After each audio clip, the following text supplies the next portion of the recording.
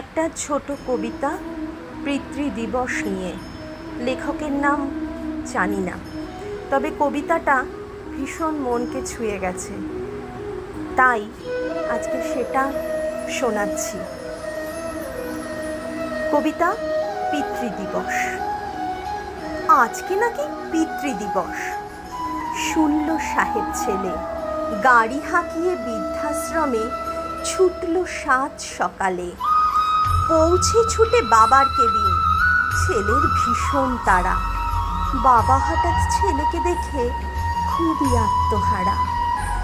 এগিয়ে এসে শুধালো বাবা, কেমন আছিস খোকা? বৌমা নাতি কেউ আসেনি, তুই এসেছিস একা?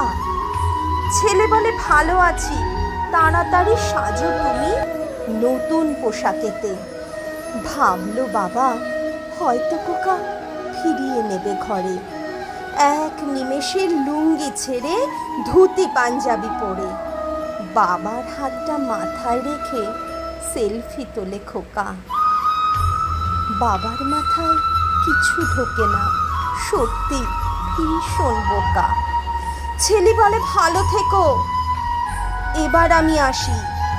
এক নিমেষে বাবার মুখে মিলিয়ে গেল হাসি। তাকায় না কো ছেলে ফিরে, সময় নেই কো হাতে।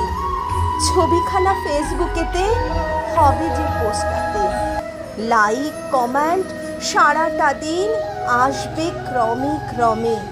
কে জেনেছে খোকার বাবা আছেন বৃদ্ধাশ্রমে।